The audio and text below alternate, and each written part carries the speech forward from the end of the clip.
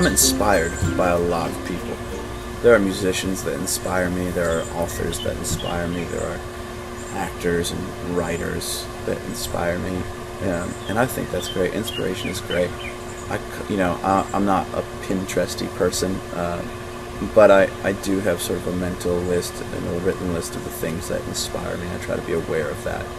So when I write a song, it's okay for me to go, yeah, man, I really want this to have somewhere like a Michael Jackson meets, Bon Iver vibe or something. Because those people inspire me to do good art. But there's a difference between that and going, yeah, let's make it sound exactly like that.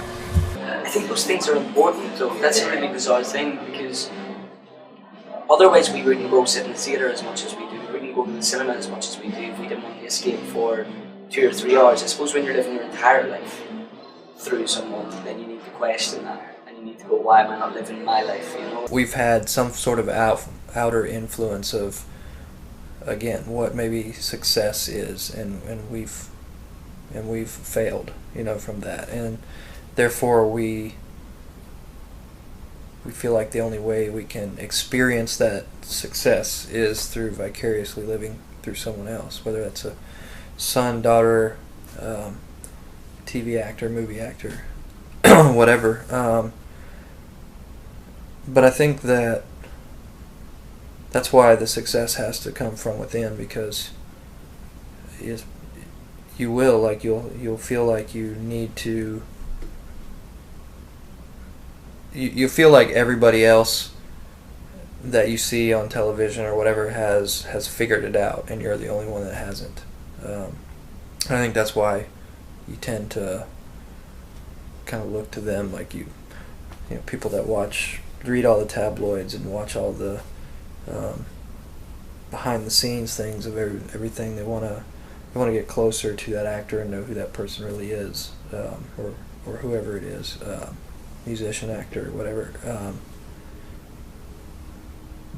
I think they get the feeling that somehow that person has achieved a level of life that is greater, and I think that's a lie.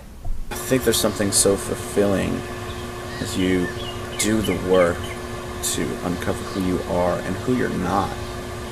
And it does take work, and it does take relationships, and for me it took some counseling, because I was buried under all of this stuff that I was allowing to define me. I was defining myself by heartache that I had felt. I was defining myself by the grief that I had suffered through losing loved ones. I was defining myself by all the jobs that I could or couldn't do, by my education. There was all these things that I was allowing to compile my identity, and I had to do some really hard emotional work to go, wait, hold on. If I look at who I was at my happiest moments in my life, if you can kind of take yourself through a little mental time machine and go, man, when was I the most fulfilled? When did I have the most joy? What was I doing in that moment or in those moments? And how do I begin to structure my life in a way that leans towards that instead of all this other stuff? And you might be really surprised at what you find there. We tend to live either in our past or in our future.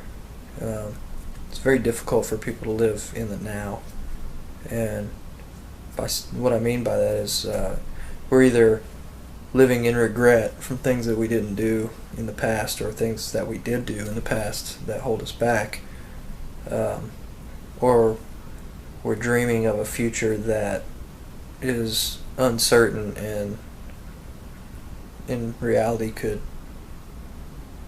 keep us from living ever fully living in the moment. This is mostly, I think, when we're living in a community or hanging out with people. We have an opportunity in those moments to be with that other person and living in the moment and whatever. But most of the time we're complaining about things that happened in the past, or we're dreaming about things in the future. And there's nothing wrong with dreaming, but I think we take it way too far. I was reading, there's a brilliant book called Marcus Aurelius' Meditations. It's Marcus Aurelius' Meditations on Life. He even says in it, don't read, get out and live it. Like, don't put down the book, get out there, just live life, like be involved in it. I think we only have one life, and you don't want to be like just a passenger and just sitting there watching. You want to be the driver, don't you? You want to be living it. And I suppose that there's so much going on out there. There's so many incredible people like grabbed by the balls, basically, you know. So then you're dead and you didn't do it. You didn't get involved. So, yes, go, do, and see what's out there. And take each one of those as an opportunity. Not as someone else who can do it so you don't have to.